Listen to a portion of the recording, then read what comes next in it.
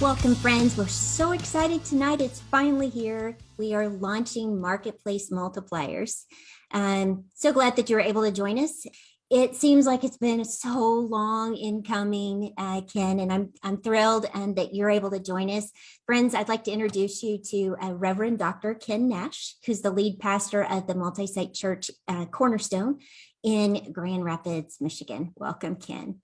Yeah, thanks, Kay. It's always fun to be with you. You're always thought-provoking, and you always get my wheels turning, so I appreciate it. Back at you, my friend.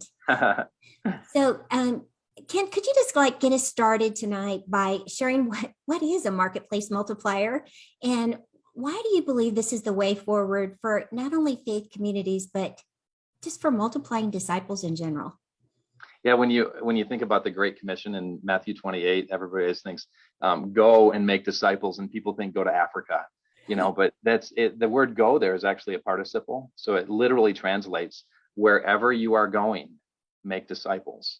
So if you think about the marketplace, you think about your job, we use the majority of our real energy in the marketplace. So why wouldn't you take some time to really think about your marketplace as a mission, as the place that you really invest, the call that God has on your life, with the people that you're spending some of your most creative times with, and I mean, you think about Colossians 3, which says, whatever you do, work for the Lord, not for a human master. And so, I mean, to really think, wait a minute, in the marketplace, whatever job I currently have, I'm working for the Lord. So it would seem like God would open doors for me to, in many ways, be a voice of encouragement and to really share the love of Jesus Christ with the world. And so, and you think about the marketplace, there are tremendous influencers in the marketplace. So from a spiritual standpoint, wouldn't you think God's strategy would be to network us with people who have influence so that the gospel can be spread throughout the world? Ken, what would you say, using the word marketplace, we think of, an 8 to 5, 9 to 5 kind of job, and paid job. There are some people that are out in the world that maybe they're retired or they volunteer, maybe they work from home, or they are raising children. How does that terminology really refer to them? Yeah, that's a great question. Like, I think of marketplace as wherever you have a sphere of influence. So if you're in the home, then you have a chance to influence your kids, and by changing their thinking and channeling them toward the ways of God, you have a chance to really influence the next generation. And it's just starting within your home. That's your marketplace, And so if it's a 9 to 5 job or a third shift job, or in the retirement world, I have a friend who says, I'm not retired, I'm refired. Oh, he got his calling after he retired from he was doing bus tours. And now he feels like he's more on mission than he ever has been in his life. Wow. And those people that are retired, are hanging out in places doing maybe new hobbies or book clubs and that kind of thing. So it could be anywhere. Oh, yeah. So they have their sphere of influence and can absolutely share their testimony of what God has done in their life with the people in their sphere of influence. Love it. Love it. Would you mind sharing kind of the story of how Marketplace Multipliers got started in your previous church? Yeah, we actually kind of stumbled into it. I was doing a series of teachings called The Case of the Mondays, where we were, talking about, people hate their jobs, going to work on Monday, and how, and so these 4 different teachings went into different lanes of how to really take your job and love it. And as it was unfolding, the teachings really got deeper and deeper into the call that we all have in our lives. You and I have been friends for a long time, and so we're on the same page here. Where I can't stand when the clergy have this really high calling, and then the lay people kind of get treated like second-class citizens in the kingdom of God. Everybody's calling matters. That's what Ephesians 4 teaches us. Right. And so as I was teaching this, we were really getting into calling. And one day I got to this place of just saying, your call matters. And so the marketplace needs you. Where you spend your Monday through Friday or your work hours, much of what you and I just talked about in the last question. Yeah. And some people started to get really stirred by that. And I was quite taken aback. And this one lady in particular, I'll never forget. And she and I built this really great ministry together, actually. Her name was Carrie Witcher. She was working as a real head lead for healthcare system, working with health insurance. And she had 100, 200 people under her that she had influence over. Sure. And she started to see, I mean, from that series of teachings, she started to see her life change where she was on mission at work. And she started, and I said something like, do you realize that there are some people that you are the only Bible that they'll ever read by watching your life, or you may be the only Jesus they ever encounter in terms of experience with God. And so you are a pastor to those people. You'll have influence on people I will never have influence on. So take your life seriously in this. And so she took that very seriously, started to invest in people and connect. And she started bringing these stories back to me. And I actually started calling her Pastor Carrie, because she was truly shepherding these people. Well, I was in the Wesleyan Church. This was when I was out in Buffalo as a lead pastor at a wonderful church out there. And Wayne Schmidt, the head of that denomination, actually started Marketplace Multipliers in that denomination. Yeah. And so we jumped on to that bandwagon and we started a huddle, a group of people that gathered together, and it just kept growing and growing. And so we had a whole bunch of people in our church that joined in, we would share stories with one another, how we were sharing the gospel, because it's complicated to do in the marketplace. And we would learn from one another. We would figure out what worked for you. How have you shared your faith? Now, what hasn't worked for you?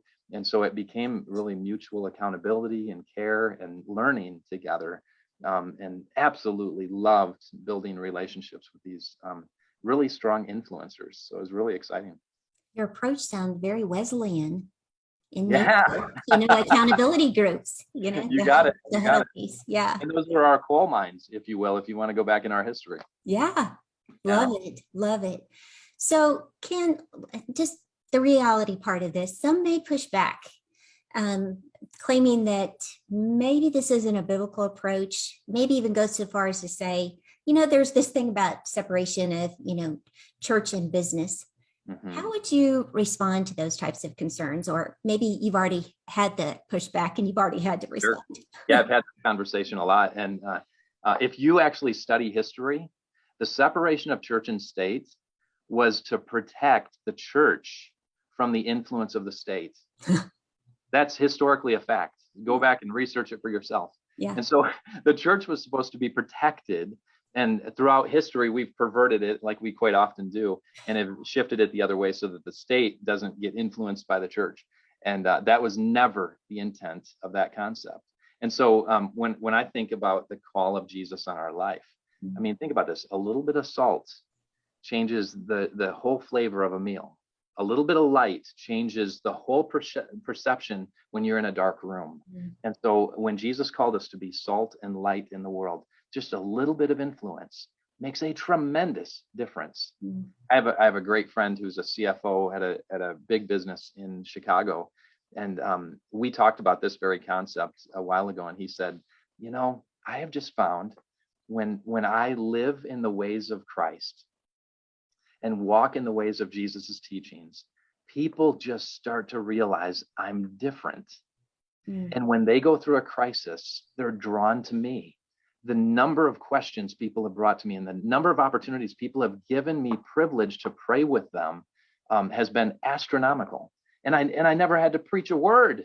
I just was living my life in the ways of Christ. And I prayed every day, God, give me influence for your kingdom with any person I get a chance to today. But he wasn't doing it in a way that was offensive or aggressive in any way. Right. And so I've seen when people live in that kind of concept, and that's what we do, like in the huddles that you're starting with Marketplace Multipliers in the United Methodist Church. Yeah. I love the fact that we can come together and learn from one another and encourage one another on how to do this in a way that is effective and not crossing boundaries that cause offense where people get pushed away. Because Lord knows we have in the church really pushed a lot of people away. So that's not our goal. Our goal is just to love people Right. into the kingdom of God. Right. And for it just to be a natural course of being with people. I mean, so many people are in the workplace more than they're at home or any other place. By all means, you spend so much of your time in the workplace. So why not make it meaningful and purposeful rather than just bringing money home? I mean, because ultimately, then that money just gets fought over at your time of death. I've seen so many fights over wills. It's not about gaining money. And I know of course, we need to take care of our families and stuff, but Right. there comes a point where there's purpose matters more than the purse, Right. And so I love when people get on purpose and on mission. Yeah. And that's the purest form of trusting the Lord with your life, to say, Lord, I'm going to walk by faith that I'm on mission at work, and I trust that you're going to take care of me. And I've never seen God fail. That's one of the promises of God. I'll meet your needs. Wow. Love that.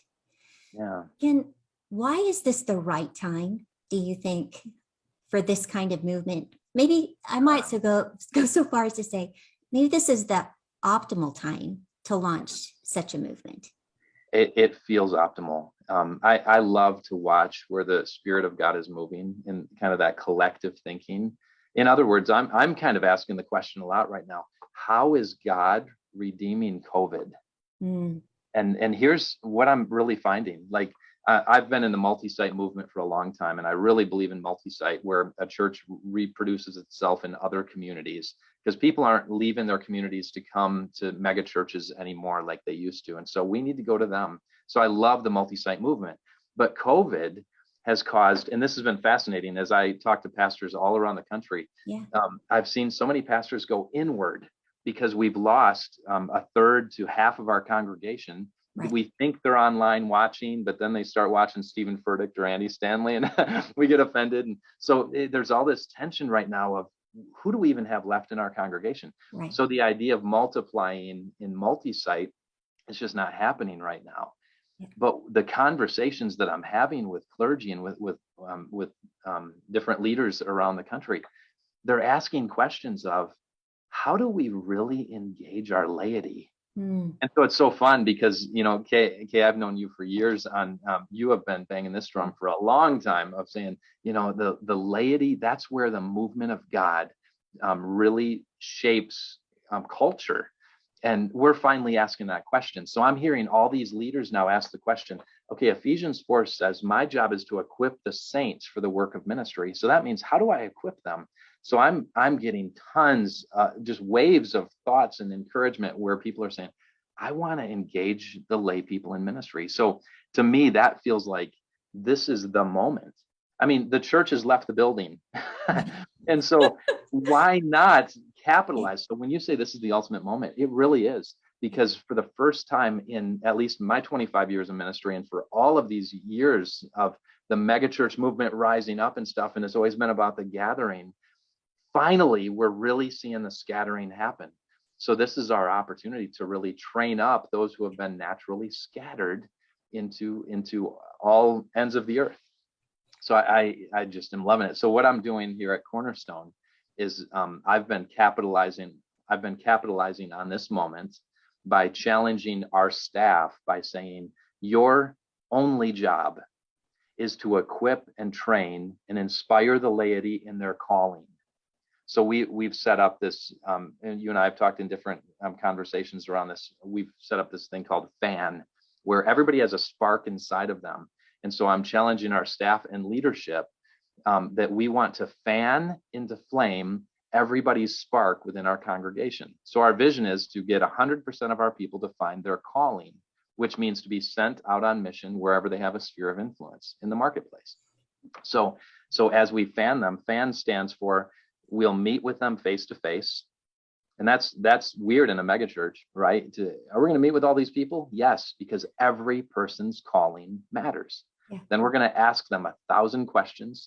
That's exaggeration, but we're going to ask them a whole bunch of questions about their calling, get to know them, and then we're going to network them. That's the N in FAN. We're going to network them with people who have similar passions. So we're watching all of these ministries that are birthing up, and they're typically outside of the church. And I'm loving it. So I'm telling you, I'm seeing this season is the ultimate moment for Marketplace Multipliers to just take off, because people are looking for purpose and meaning. Especially COVID has caused people to ask questions more existentially. Like, what's my purpose? What's the meaning of life? Because I'm going to die. Friends have died. Yes. So it's an existential moment for us to answer the question. Your purpose matters when you step into the will and the call of God on your life. And this is our moment, Kay. It is the moment. It is the moment. And when the disciples, when the laity scattered, you have much more influence and impact than when the pastor's trying to do it all themselves. Oh, big time. Pastors get in the way all the time. Just even the sheer number. Yes, I can only handle 100 people. Yeah. Emotionally and spiritually. And so the only way I can have a lot of influence is to allow people to have influence as well. Exactly. And to join them in their ministry. That's when multiplication really happens. That's so fun. And kingdom impact. So fun. Yeah. I love it. I love it.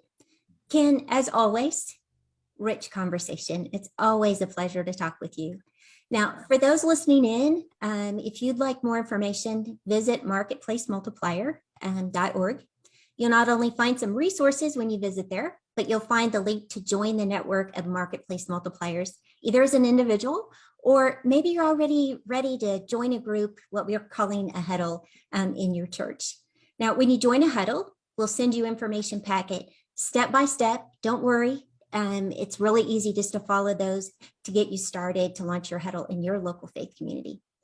So you'll also find the link to pick up the book, Expanding the Reach Through Marketplace Multipliers, that I had the pleasure of co-writing with Carrie, who Ken was telling you the story about, as well as Wayne. They were so gracious to share in that writing with me. So Ken, thank you so much for launching Marketplace Multipliers for not only the Wesleyans, but now for helping us get started with the United Methodist here in the United States. My friend, I'm both honored and humbled that you take the time out of your busy schedule to be a part of this. It's mutual. I think the world of you, Kay. Thanks for your work. Oh, thank you.